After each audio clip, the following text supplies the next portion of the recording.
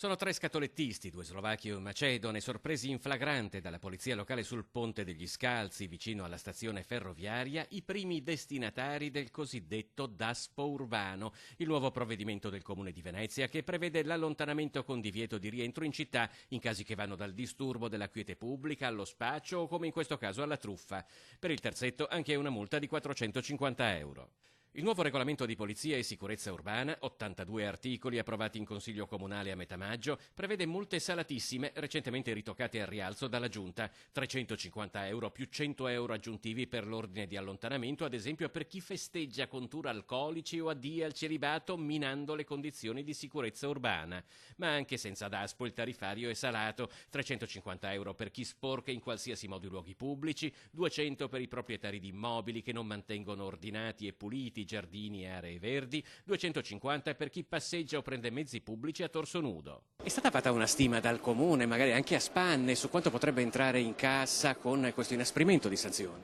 No, questo non è un dato che ci interessa nemmeno, perché il senso non è quello di fare cassa come pensano alcuni, il senso è quello di avere i giusti strumenti per fare attività capace di dissuadere e di prevenire tutto ciò che crea poi il degrado, anche l'insicurezza nel nostro territorio e la mancanza di un rispetto di una città dagli equilibri troppo fragili. La lotta all'illegalità e al degrado è una delle priorità del Comune. Si tratta di un campo vastissimo e in continuo aggiornamento. Ecco nel video di un nostro telespettatore, ad esempio, un turista poi fermato dalla polizia locale che si diverte a telecomandare un drone a rialto tra imbarcazioni e passanti. Alcuni effetti dell'impegno di Caffarsetti sono già visibili, ad esempio nella quasi scomparsa di un certo commercio abusivo, anche se qualcosa rimane da fare. Il famoso lanciatore di dardi in piazza San Marco della pallina e via,